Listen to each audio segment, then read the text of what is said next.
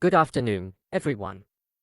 Today, I want to talk about a topic that is not only about technology, but also about how we live together as citizens, AI and democracy.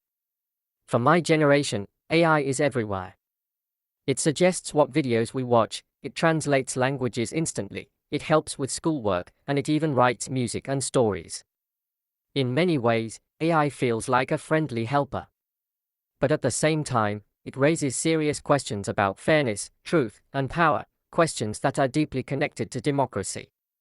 First, let's think about information. In a democracy, people need access to different opinions to make decisions. But AI algorithms decide which posts, articles, or ads we see. If we are shown only what matches our past behavior, then we may live inside an information bubble. That means instead of learning from each other, we may only hear echoes of ourselves. Can citizens make wise choices if their view of the world is filtered this way? Second, let's think about participation. AI can help more people take part in public life.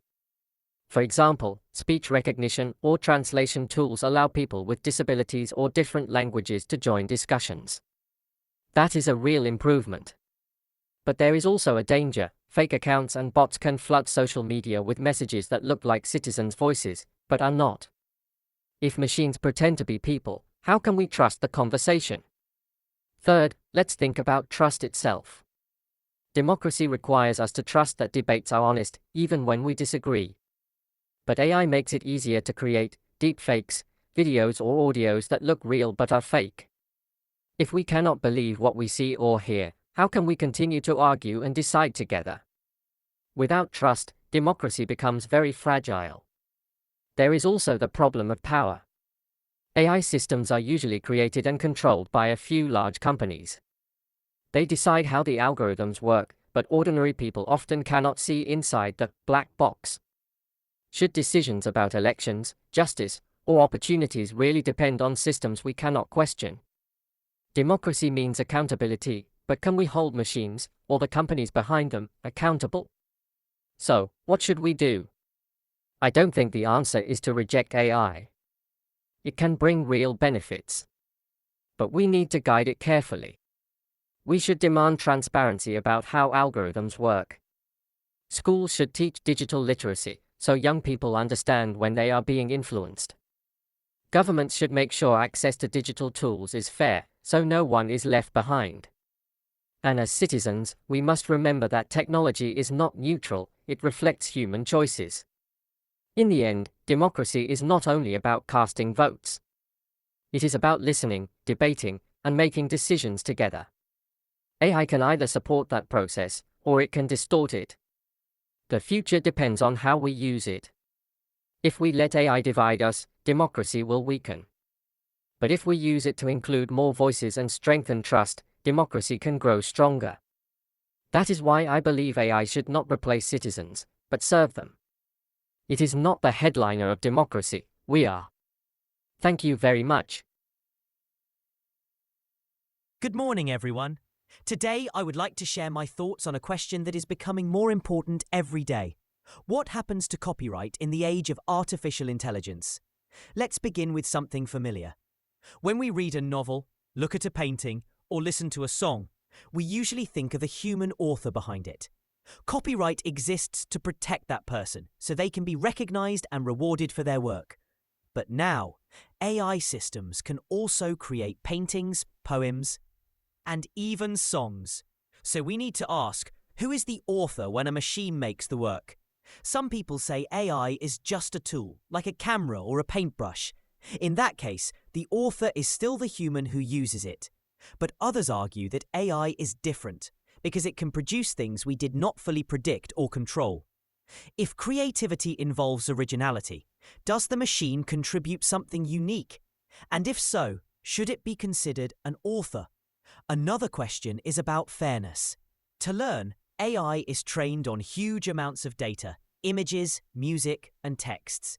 Many of these works are copyrighted, but they are used without asking permission from the artists. Imagine you were a painter. You spend years building your own style. Then an AI learns from your art and generates new works in your style. but you get no credit or payment. Is that fair? Or is it exploitation? At the same time, we should recognize that human culture has always been based on borrowing. Shakespeare reused old stories. Jazz musicians improvised on familiar tunes. Hip-hop artists sampled records. Culture grows by remixing. So, is AI just continuing this tradition? Or is it crossing a line because it uses other people's work without consent? This leads to the balance between innovation and protection. If we make the rules too strict, AI may not be able to develop. But if we make them too loose, creators may lose their motivation to produce new works. How can we find the middle ground? There are also ethical issues. For example, AI can now imitate the voice of a singer. Songs can be created that sound as if they were performed by that singer, even as she never sang them. But her voice is part of her identity. Should anyone be allowed to copy it without permission? Is a voice simply a resource or part of a person's dignity? Different countries are trying different solutions. Some say only humans can be authors. Some say AI-generated works can be copyrighted if humans are involved. Others suggest new systems of compensation, like paying a, quote, sampling fee for using training data. But there is no single answer yet. So what should we do as students, citizens, and future creators? I believe we should insist on 3 things. First, transparency. Artists should know if their works are used in AI training. Second, fairness. Creators should have options to refuse or to be compensated. Third, respect. I should not replace human creativity, but should support it. In the end, AI is not the enemy and not the hero. It is a tool. But how we use it will decide whether it enriches our culture or undermines it. Copyright is not only about money. It is about justice, dignity, and the value of human imagination. So I want to leave you with this question. In the age of AI, how can we protect human creativity while still encouraging innovation? The answer is not easy, but the discussion is necessary. And maybe our generation will be the one to find it. Thank you. Good morning, everyone. Today, I want to talk about a topic that affects all of us, even if we don't always notice it. Surveillance and privacy. When we walk down the street, there are cameras on buildings and traffic lights. When we use our phones, every click and search is recorded. When we shop online or take the train, data about our choices and movements is stored.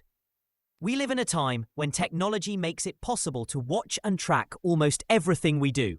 Why is this happening? Governments say surveillance keeps us safe. Cameras can prevent crime. Data analysis can help find suspects. Algorithms can predict dangers before they occur. And it is true, safety is important. None of us wants to live in fear or chaos. But there is another side. When every action is watched, do we still fall free? If we know that our conversations, our searches, even our daily movements are monitored, we may begin to censor ourselves.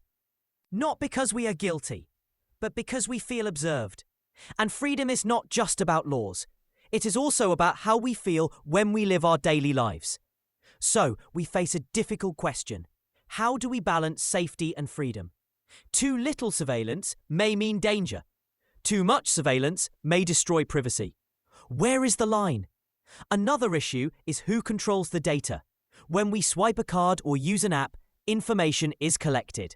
Sometimes it is used to improve services, but it can also be used for profit or control. If companies sell our personal data, or if governments use it to monitor behavior, then the people holding the data hold power over us. Surveillance is not just neutral technology. It is also power. And what about consent? We often click agree to use an app or website. But do we really read the terms? Do we really have a choice? If we cannot use a service without saying yes, is that true consent? This is another question we must ask. Privacy is not only about hiding secrets. It is about dignity, creativity, and democracy. Without private space, people may hesitate to speak their minds. Without the ability to think or act without being watched, society loses some of its courage. Even innocent people need privacy to live freely. Different countries are trying different approaches. Some allow broad surveillance for safety. Others make strong laws to protect personal data. But no country has found the perfect solution. That means it is up to us, the next generation, to think carefully about this balance. So what can we do? First, we should be aware of how much information we share and with whom. Second, we should demand transparency from companies and governments.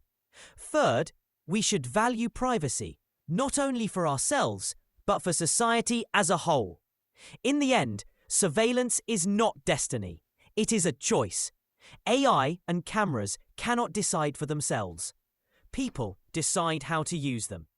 The question is, will we use surveillance to support safety while respecting freedom, or will we let it turn into control that weakens democracy? That is the question our generation must face. And perhaps it is also the challenge we are called to answer. Thank you.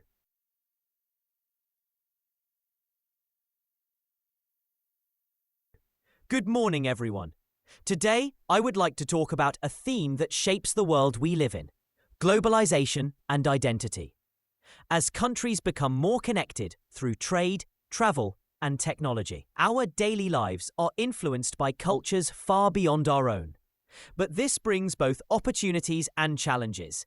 On the one hand, globalization gives us access to diversity. We can listen to music from Korea, watch movies from Hollywood, taste food from India, and learn new ideas from across the globe. These influences can inspire us, broaden our minds, and make us feel part of something larger than just our own country. For young people especially, globalization can feel exciting. It allows us to build identities that connect with global communities. On the other hand, globalization can also create homogenization. When we walk into shopping malls in different countries, we often see the same brands, the same restaurants, and even hear the same songs. Local traditions, languages, and crafts can fade when global trends dominate. In some cases, globalization makes the world more convenient, but also more uniform. And this raises a serious question. Are we losing our unique identities in exchange for a global lifestyle? Let's take language as an example. English has become a global language, and it helps people from different nations communicate. But at the same time, many smaller languages are disappearing. When a language disappears, we lose not just words, but also history, culture, and a unique way of seeing the world. Should we allow this, just for the sake of easier communication? Music is another example. Thanks to the internet, local music genres such as K-pop or Afrobeats have become global hits. This shows how globalization can amplify diversity. But algorithms often promote only the most popular songs, and many local musicians are pushed aside. Once again, globalization carries both promise and risk. So, how should we think about identity in this global age? Some people believe identity is something we can freely choose. We can mix and match from the global menu, Ashion from one place, music from another, ideas from yet another. This freedom feels empowering. But others argue that identity is also inherited. It comes from our traditions, our languages, and our communities. If we forget or abandon these, we lose something not only for ourselves, but also for future generations. I believe the real challenge is balance. We should welcome the opportunities of globalization, while also protecting what makes us unique. Governments can play a role by supporting local languages, arts, and traditions. But individuals also have responsibility. Each time we choose what to watch, eat, or share online, we shape the cultural landscape. In the end, globalization is not simply good or bad. It is a reality we must navigate. It can connect us, inspire us, and give us freedom. But it can also threaten diversity and weaken identity. The future depends on how we balance these forces. So let us ask ourselves, do we want a world where every city looks the same? Or do we want a world where cultural differences survive and flourish? The answer may depend on the choices we make today. Thank you.